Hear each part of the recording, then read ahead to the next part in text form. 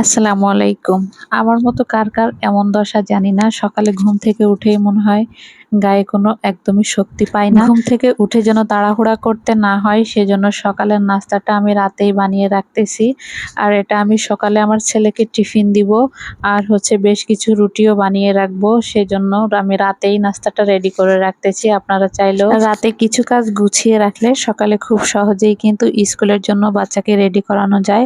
আর খুব সহজেই কিন্তু টিফিনটা তাকে রেডি করে দেওয়া যায়। আর সকালে কিন্তু ঘুমের থেকে উঠে ৫-১০ মিনিট ইজি হতেই সময় লেগে যায়। ছোট ছোট করে আলু কেটে নিয়েছি, আর কয়েক টুকরো চিকেন দিয়েছি, আর একটা ডিমকে ঝুরি ঝুরি করে ভেজে তারপরে কিন্তু পেঁয়াজ, রসুন, কাঁচামরিচ, তারপরে হচ্ছে আদা বাটা, রসুন বাটা সবকিছু দিয়ে একটু মশলা দিয়ে, সয়া সস দিয়ে, তারপর টমেটো সস দিয়ে একটু ভুনা ভুনা করে নিয়েছি ভিতরে পুর দেওয়ার জন্য। তো এখন আমি রুটির মতো করে এভাবে বানিয়ে নিচ্ছি। আগে কয়েকটা বানিয়েছি, তো সেটা ভিডিও করতে ভুলে গিয়েছিলাম। তো বাকিগুলো এখন দেখাচ্ছি।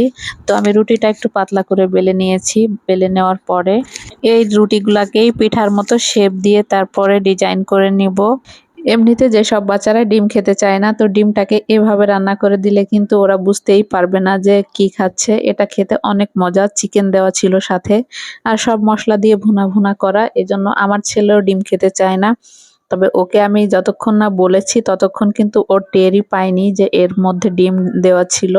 পরে আমি যখন বলেছি যে এটার ভিতরে ডিম আছে, তো ও তো বলতেছে আমি টেরই পাইনি যে ডিম আছে।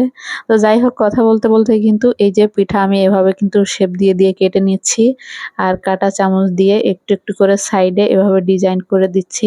আপনারা এটা দেখলেই বুঝতে পারবেন, যদিও এগুলা সবাই পারে। পিঠাটা কেটে নেওয়ার সময় হাত দিয়ে একটু চেপে চেপে দিবেন, না হলে কিন্তু পরে যখন ভাজতে হবে তখন অনেক সময় ফেটে যেতে পারে। তো হাত দিয়ে একটু চেপে তারপরে এভাবে কাঁটা চামচ দিয়ে একটু ডিজাইন করে দিবেন, তাহলে ভাজার পর কিন্তু এটা দেখতে অনেক ভালো লাগবে। সবগুলা পিঠা আমি এভাবে করেই আস্তে আস্তে করে বানিয়ে নিব। এই পিঠাটা শুধু চিকেন দিয়ে অথবা গরুর মাংস ঝুরা ঝুরা করে দিয়ে রান্না করে ভিতরে পুর দিলেও কিন্তু অনেক মজা লাগে। তো আমি যেহেতু টিফিন দিব তাই একটু হালকা পাতলা ভাবেই দিচ্ছি, যেহেতু এগুলো রেগুলার রান্না। তো সকালে টিফিন দিব সেজন্য ভাবলাম হালকা করে একটু ছেঁকে রাখি। তো এভাবে ছেঁকে রেখে কিন্তু ডিপেও অনেকদিন সংরক্ষণ করে রাখা যায়, ১ সপ্তাহের মতো।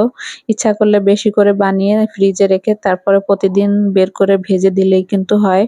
যে পিঠাগুলো আমি পরে দিব টিফিনে সেগুলো আমি এভাবে হালকা করে একটু ছেঁকে তারপরে উঠিয়ে রাখবো।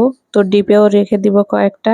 তো এভাবে করে কিন্তু আমি ছেঁকে রেখে দিচ্ছি। তো তারপরে কিন্তু ছেলে মেয়ে বায়না ধরছে আমরা খাবো। তো তা ভাবলাম যখন বানাচ্ছি তো কয়েকটা ওদেরকে ভেজে দেই। তো তারপর ওদেরকেও ভেজে দিলাম। আমি এগুলো ডুবো তেলে ভাজিনি, হালকা তেল দিয়ে ভেজে ওদের খেতে দিয়েছি। এই ছিল আমার আজকের ভিডিও। ভিডিওটা কেমন লাগলো আশা করি কমেন্ট করে জানাবেন। তো সবাইকে অসংখ্য ধন্যবাদ।